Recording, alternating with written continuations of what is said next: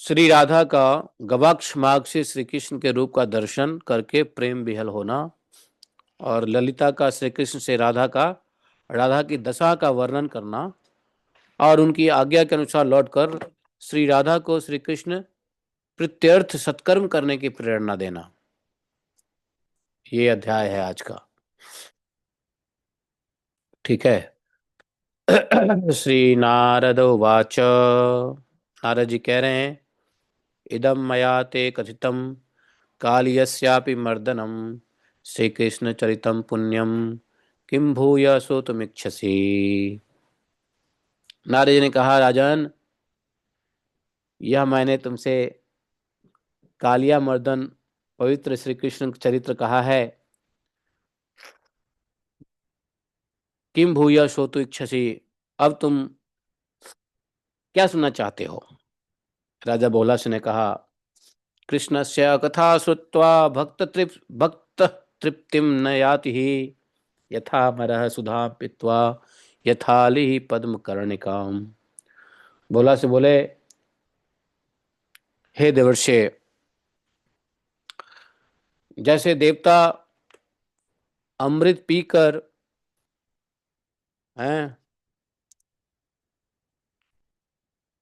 या फिर भंवरे लोग फूलों के रस पीकर तृप्त नहीं होते, उसी प्रकार भक्त लोग भी भगवान की कथा सुन करके तृप्त नहीं होते।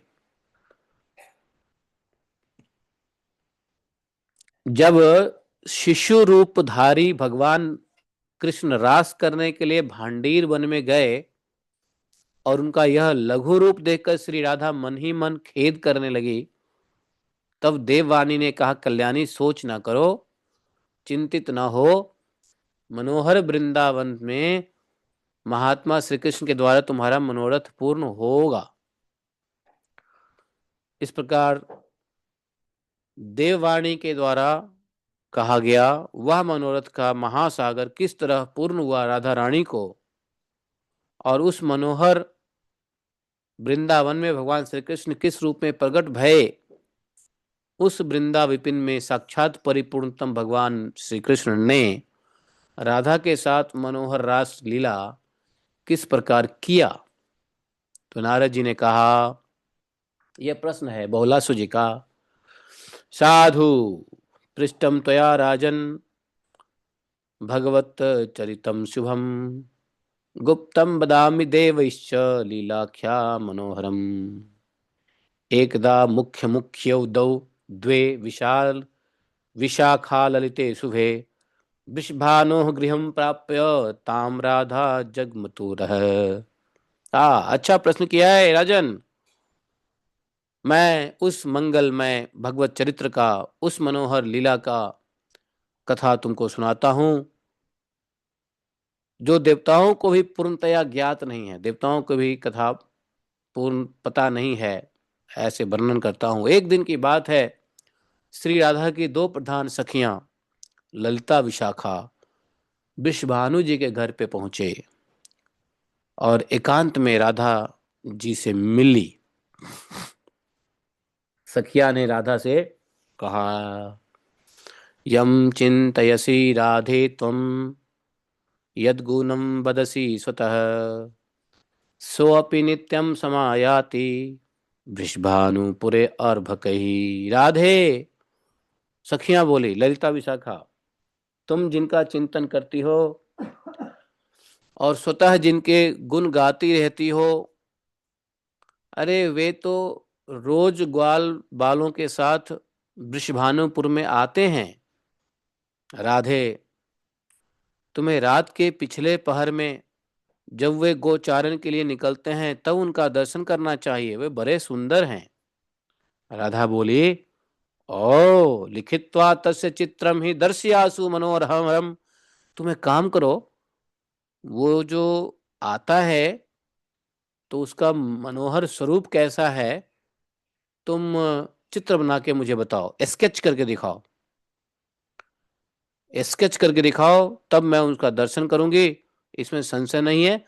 वैसे तो वृषभानुपुर में ग्वाल बाल बहुत आते हैं, कौन उसमें कृष्ण है, कैसे समझूंगी? तो उसके लिए थोड़ा कुछ स्केच बना के दो मुझे। नारद जी ने कहा।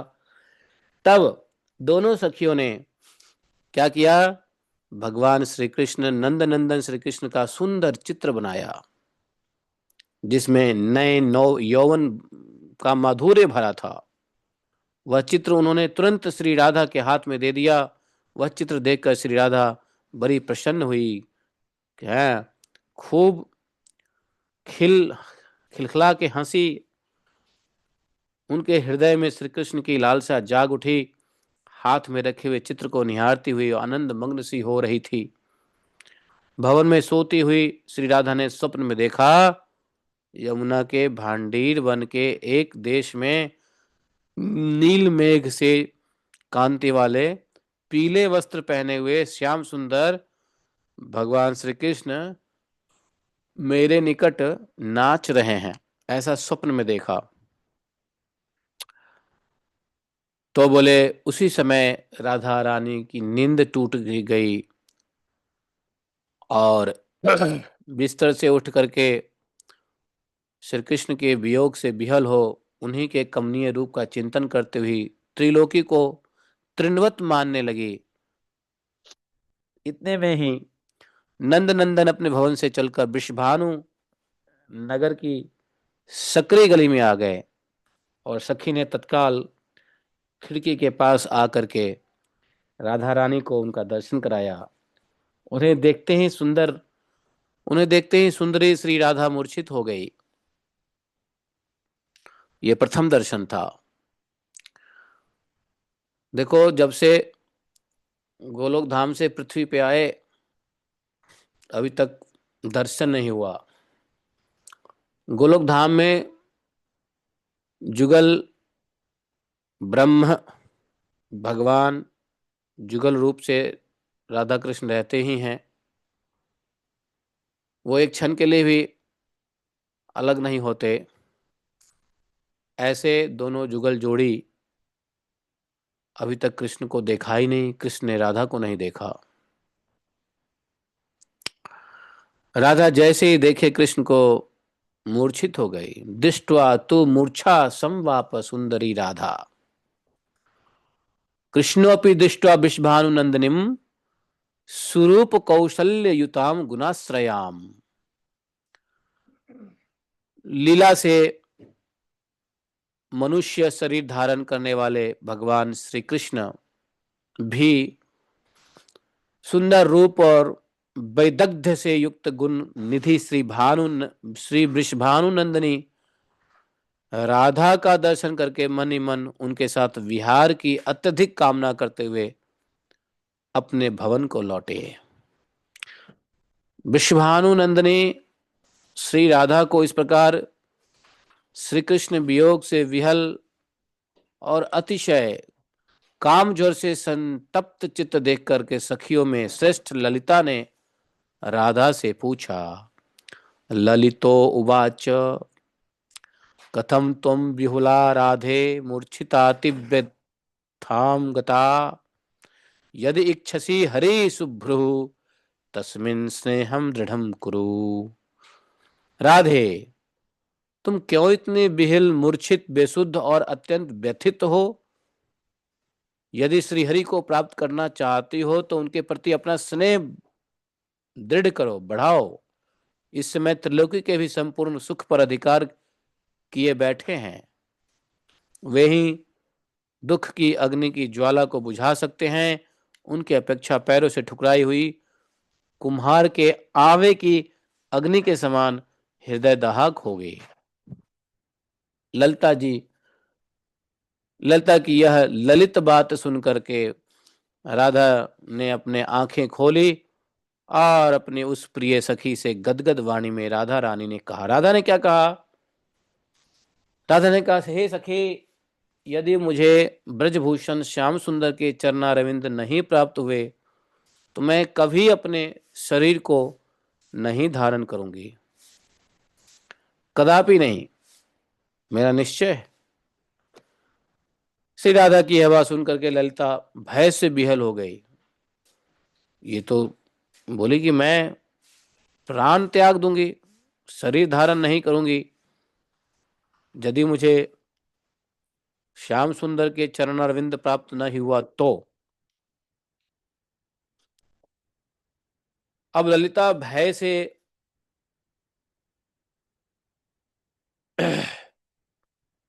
जमुना के तट पर गई भगवान श्री कृष्ण के पास। वे भगवान कहाँ बैठे थे? एकांत कदम्ब के जड़ के पास अकेले बैठे थे। जड़ मतलब रूट। वहां ललिता सखी ने भगवान के पास जाकर के कहा, ललिता बोली, श्याम सुंदर, जिस दिन से श्री राधा ने तुम्हारे अद्भुत मनोहर रूप को देखा, उसी दिन से वह मतलब स्तंभित हो चुकी है, सात्विक भाव के अधीन हो गई है। काठ की पुतली की भांति किसी से कुछ बोलती ही नहीं। अलंकार से उसे अग्नि की ज्वाला की भांति जलाने वाली दाहक प्रतीत होती है। सुंदर वस्त्र भार की तपी हुई बालू के समान जान पड़ते हैं। उसके लिए हर प्रकार की सुगंध कड़वी परिचारिकाओं से भरा हुआ भवन भी निर्जन वन सा दिखता है। हे प्यारे, तुम यह जान लो कि तुम्हारे विरह में मेरे सखी को फूल बाण सा तथा चंद्रबिंब विस्कंद सा प्रतीत हो रहा है। मेरी आपसे निवेदन है कि आप हमारे राधाजू को शीघ्र दर्शन दो। आपके दर्शन से ही उनके दुख को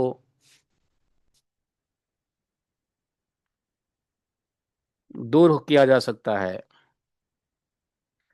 आप सबके साक्षी हो, पृथ्वी पर कौन सी ऐसी बात है जो तुम्हारे से छुपा हुआ हो।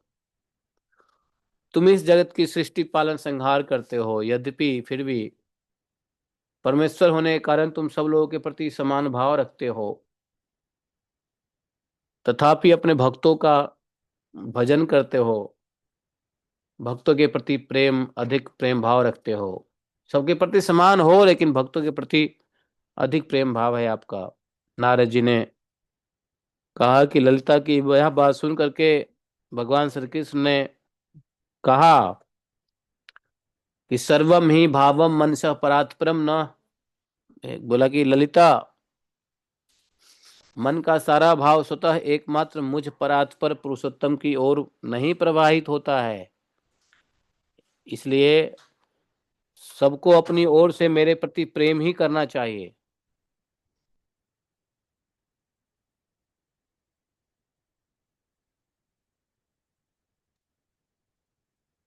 इस पृथ्वी पर, भूतल पर प्रेम के समान दूसरा कोई साधन नहीं है। मैं प्रेम से ही सुलभ होता हूं। प्रेमना समानम भुवि नास्ति किंचित, प्रेमैव कर्तव्य मतो मयि सुतः। भांडीर वन में श्री राधा के हृदय में जैसे मनोरथ उदय हुआ था, वह उसी रूप में पूर्ण भी होगा। भक्त अहेतुकी प्रेम का आश्रय लेते हैं। संत महात्मा उस निर्हेतुक प्रेम को निश्चय ही निर्गुण तीनों गुणों से अतीत मानते हैं। जो मुझ केशव में और श्री राधिका में थोड़ा भी भेद नहीं देखते। देखो क्या कह रहे हैं, जे राधिकायम मयि केशवे भेदम न पश्यति ही दुग्ध शल्यबत। जो मेरे और राधिका में थोड़ा भी भेद नहीं देखता, बल्कि दूध और उसकी उजाला के समान हम दोनों को हमेशा अलग नहीं मानता है, अभिन्न मानता है, उन्हीं के अंतःकरण में अहित की भक्ति के लक्षण प्रकट होते हैं। तो ऐसे ही भक्त मेरे ब्रह्म पद गोलोक धाम में प्रवेश पाते हैं। देखो क्या कह रहे हैं कि मेरे और राधिका में थोड़ा भी भेद जो देखते हैं, उनके लिए अहैत की भक्ति नहीं है। और फिर ब्रह्म पद अर्थात गोलोक धाम भी नहीं जा सकते। हे ललिते, इस भूतल पर जो कुबुद्धि मानव मुझ केशव हरि में और श्री राधिका में भेदभाव देखते हैं या भेदभाव रखते हैं, ऐसे मनुष्य तो जब तक चंद्रमा और सूर्य की सत्ता है तब तक निश्चय ही कालसूत्र नामक नरक में पड़कर दुख भोगता है। तो सावधान, यहाँ पे भगवान ने कहा कि मुझ में और राधा में थोड़ा भी भेद नहीं देखना है, नहीं तो कालसूत्र नरक में पड़ेंगे जब तक सूर्य रहेंगे चंद्रमा रहेंगे। नारद जी बोले, राजन, श्री कृष्ण की यह सारी बात सुनकर ललिता सखी प्रणाम करके राधा के पास गई। एकांत में बोली राधा से, बोलते समय ललिता के मुख पर मधुर हास की छटा छा रही थी। थोड़ा सा ललिता ने कहा, त्वमिच्छसि यथा कृष्णम तथा त्वाम मधुसूदनः। देखो, जैसे तुम श्री कृष्ण को चाहती हो उसी तरह वे मधुसूदन कृष्ण भी तुम्हारी अभिलाषा रखते हैं, तुम्हें चाहते हैं। तुम दोनों का तेज भेदभाव से रहित है, तुम दोनों का तेज एक ही है। लोग अज्ञान वश ही तुम दोनों को दो मानते हैं। फिर भी हे राधा, तुम श्री कृष्ण के लिए निष्काम कर्म करो जिससे पराभक्ति के द्वारा तुम्हारा मनोरथ पूर्ण हो। राधा ने सखी से कहा, कौन सी सखी? ललिता सखी नहीं, चंद्रानना सखी। यही चंद्रानना सखी थी ना जो ब्रह्मा जी शिव जी को हंसी उड़ा दिया जब ब्रह्मा शिव जी गए थे ऊपर गोलोक धाम में। तो बोले, तुम श्री कृष्ण की प्रसन्नता के लिए, राधा बोली, हे सखी, तुम श्री कृष्ण की प्रसन्नता के लिए किसी देवता की ऐसी पूजा बताओ जो परम सौभाग्यवर्धक, महान पुण्यजनक, मनोवांछित फल देने वाली है। तुमने गर्गाचार्य के मुख से धर्मशास्त्र सुना है, इसलिए तुम मुझे कोई व्रत या पूजन बताओ। ललिता ने कहा ना, तुमको कृष्ण मिलेंगे, कृष्ण भी चाहते हैं तुमको, तुम दोनों एक ही हो, अलग नहीं हो, फिर भी तुम कृष्ण के लिए निष्काम कर्म करो, अर्थात कुछ व्रत पूजन करो और पराभक्ति के से तुम्हारा मनोरथ पूर्ण हो जाएगा। तो चंद्रानना जो सबसे बुद्धिमान थी, धर्मज्ञ थी, धर्मशास्त्र को जानती थी, चंद्रानना ने बोली, कृष्ण प्राप्ति के लिए सबसे परम सौभाग्यदायक पुण्यजनक पता है क्या है? तुलसी सेवनम मतम। कृष्णश्यापि लब्ध्यार्थम तुलसी सेवनम मतम। तुलसी की सेवा, ये बहुत कृष्ण की प्राप्ति वरदायक, प्राप्ति वरदायक व्रत करने के लिए तुलसी की सेवा किया जाए। मेरी राय में तुलसी सेवन ही तुलसी सेवन का नियम ही तुम्हें लेना चाहिए, क्योंकि तुलसी का दर्शन, तुलसी का स्पर्श, तुलसी का ध्यान, नाम कीर्तन, नमन, स्तवन, आरोपण, सेचन और नित्य पूजन किया जाए तो यह महान पुण्य प्रदायक होता है। हे राधे, जो प्रतिदिन तुलसी की 9 प्रकार से भक्ति करते हैं वे कोटि सहस्त्र युग तक अपने उस सुकृत्य को उत्तम फल भोगते हैं। तो 9 प्रकार से तुलसी का भक्ति बताया। तो क्या 9 प्रकार की भक्ति बताया? तुलसी का दर्शन, स्पर्श या ध्यान, नाम कीर्तन, नमन, स्तवन, आरोपण, सेचन और नित्य पूजन। आरोपण, तुलसी का पेड़ लगाइए। सेचन, तुलसी में जल देना। तुलसी नित्य पूजा, तुलसी को धूप अगरबत्ती दिखाना। तुलसी के सामने स्तवन करना, स्तुति करना, तुलसी को दंडवत प्रणाम करना, है कि नहीं? है। तुलसी की परिक्रमा करना, नाम कीर्तन करना तुलसी के सामने, इसलिए भक्त लोग तुलसी के सामने रख के नाम जप करते हैं। इस प्रकार जो तुलसी की सेवा करता है कोटि सहस्त्र युग तक उसे उसने अपनी स्वीकृत। तो इस प्रकार से मनुष्य की लगाई हुई तुलसी जब तक शाखा प्रशाखा बीज पुष्प सुंदर दल के साथ पृथ्वी पर बढ़ती रहती है, तब तक उनके वंश में जो जन्म लेते हैं और जो मृत्यु को प्राप्त हो चुके हैं, वे सब उन आरोपण करने वाले मनुष्यों के साथ 2000 कल्प तक श्री हरि के धाम में निवास करते हैं। तुलसी हर वर्ष नए नए लगाना चाहिए, बीजों को इकट्ठे करना चाहिए, पुष्प को इस प्रकार से। बोले राधिका, हे राधिके,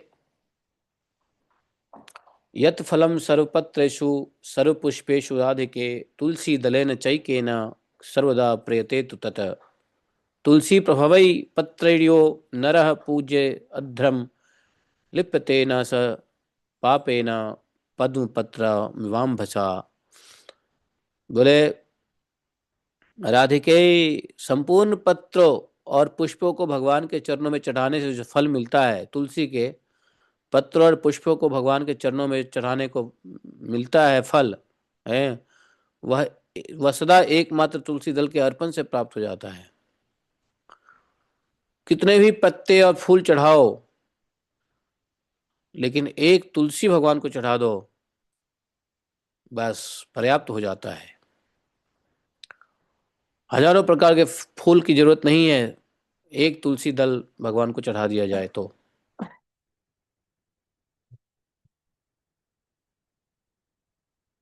इतना ही नहीं, 100 भार सोना और 400 भार रजत के दान का जो फल मिलता है, वही तुलसी के सेवन के, तुलसी के पालन से मनुष्य को प्राप्त हो जाता है। जिसके घर में तुलसी का वन या बगीचा होता है, उसका वह घर तीर्थ रूप है। यमराज के दूत उस घर में नहीं आते हैं जिसके घर में तुलसी का बगीचा होता है। जो श्रेष्ठ मानव सर्व पाप हारी पुण्यजनक तथा मनोवांछित वस्तु पाने वाले तुलसी का वृक्ष रोपण करते हैं, वे कभी सूर्यपुत्र यम को नहीं देखते। तो तुलसी को रोपना चाहिए। तुलसी के रोपने से, तुलसी के पालन करने से, तुलसी को जल देने से, तुलसी के दर्शन स्पर्श करने से, तुलसी मनुष्य के मन वाणी और शरीर के में संचित सभी पापों को दूर कर देते हैं। पुष्कर और यहाँ वहां अन्य तीर्थ में, गंगा आदि नदियों में वासुदेव आदि देवता तुलसी दल में सदा निवास करते हैं। जो तुलसी की मंजरी सिर पर रखकर प्राण त्याग करता है, सैकड़ों पापों से मुक्त क्यों न हो, यमराज उसकी ओर देखता भी नहीं है। जो व्यक्ति तुलसी के काष्ठ का घिसा हुआ चंदन लगाता है, उसके शरीर को यहाँ क्रियमाण पाप भी नहीं छूता। जहां तुलसी वन की छाया हो, वहां पितरों का श्राद्ध करना चाहिए। वहां दिया हुआ श्राद्ध संबंधी दान अक्षय होता है। हे राधे, ये आदिदेव चतुर्भुज भगवान ब्रह्मा भी सारंग धनवा श्रीहरि के महात्म्य की भांति तुलसी के महात्म्य को भी कहने में असमर्थ नहीं है। इतना महिमा है तुलसी की। जो स्त्री पुरुष भगवान श्री कृष्ण के चरणों में चंदन युक्त तुलसी पत्र अर्पित करता है, वह पूर्वोक्त फल प्राप्त करता है। ऊपर के जितने भी फल बताए हैं। हे गोप नंदनी, तुम भी प्रतिदिन तुलसी का ही सेवन करो, जिससे श्री कृष्ण सदा तुम्हारे वश में रहें। इसलिए तुलसी को क्या कहते हैं? वृंदाई तुलसी दिव्याय प्रियाय केशवस्य च कृष्ण भक्ति प्रदे देवी हैं। तो नारद जी कहते हैं, राजन, इस प्रकार चंद्रानना की कही हुई बात सुनकर रासेश्वरी श्री राधा ने साक्षात श्री हरि को संतुष्ट करने वाली तुलसी सेवन सिंचन का व्रत आरंभ किया। केतकी वन में 100 हाथ गोलाकार भूमि पर बहुत ऊंचा अत्यंत मनोहर तुलसी का मंदिर बनवाया। उसकी दीवार पर सोने लगवाए। किनारे पर पद्मराग मणि लगी थी। सुंदर सुंदर पन्ने हीरे मोतियों के परकोटे अत्यंत सुशोभित था, और उसके चारों ओर परिक्रमा के लिए गली बनाई गई थी, जिसकी भूमि चिंतामणि से मंडित थी। तो तुलसी के चारों ओर परिक्रमा करने के लिए गली बनानी चाहिए। तुलसी के मंदिर के मुख्य द्वार पर ऊंचे तोरण लगाए गए, ध्वज दंड से युक्त पताका फहरा दिया गया, चारों ओर तने हुए सुनहले चंदोवे लगाए गए। तुलसी के मंदिर बड़ा दिव्यमान थे, सुंदर था, इंद्र भवन जैसा। ऐसा तुलसी मंदिर के मध्य भाग में हरे पल्लवों से सुशोभित तुलसी की स्थापना करके श्री राधा ने अभिजीत मुहूर्त में उनकी सेवा प्रारंभ की। श्री गर्ग को बुला करके, श्री गर्गाचार्य जी को बुला करके बताई हुई विधि से श्री राधा ने बड़े भक्ति भाव से श्री कृष्ण को संतुष्ट करने के लिए आश्विन शुक्ला पूर्णिमा से लेकर के चैत्र पूर्णिमा तक तुलसी सेवन व्रत का अनुष्ठान किया। व्रत आरंभ करके उन्होंने प्रत्येक महीना अलग अलग रस से तुलसी को सींचा। कार्तिक में दूध से, माघ में ईख से, पौष में राद्राक्ष से, द्राक्ष रस से, माघ में 12 मही आम के रस से, फाल्गुन मास में अनेक वस्तु के मिश्रित मिश्री रस से, चैत्र महीना में पंचामृत से सेचन किया। इस प्रकार व्रत पूरा करके राधा रानी ने गर्ग जी की बताई हुई विधि से वैशाख कृष्णा प्रतिपदा के दिन उद्यापन किया। लाखों ब्राह्मण को 56 भोग से तृप्त किया, वस्त्र आभूषण दान दिए।